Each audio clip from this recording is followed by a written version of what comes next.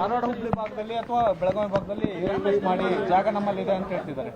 ಅರವಿಂದ್ ಬೆಲ್ಲದವ್ರಿಗೆ ಹೇಳಿ ಮೊನ್ನೆ ಡಿಫೆನ್ಸ್ ಮಿನಿಸ್ಟ್ರಿಗೆ ಹೋಗಿ ನಾವು ಎರಡು ಕಡೆ ಒಂದು ಬೆಂಗಳೂರು ರೂರಲ್ಲು ಕೋಲಾರ ಚಿಕ್ಕಬಳ್ಳಾಪುರ ನಿಮಗೂ ಕೂಡ ರಿಲೀಸ್ ಮಾಡಿದ್ದೀನಿ ಕಾಪಿಯನ್ನು.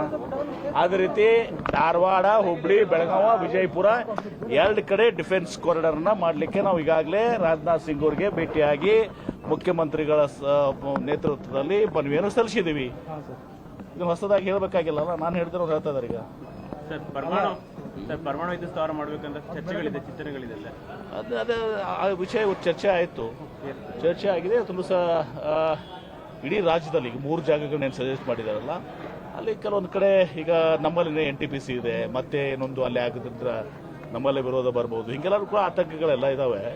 ಬಟ್ ಪರಮಾಣು ಇದರಿಂದ ಏನು ಸ್ಮಾಲ್ ಇದರಿಂದ ಇದ್ರದ್ದು ಆಗೋದ್ರಿಂದ ಇದಕ್ಕೇನು ಪರಿಣಾಮಗಳಿಲ್ಲ ಅಂತ ಅನ್ನೋದನ್ನು ಕೂಡ ಅವರು ನಮ್ಮ ಇಂಧನ ಸಚಿವರು ಹೇಳಿದರು.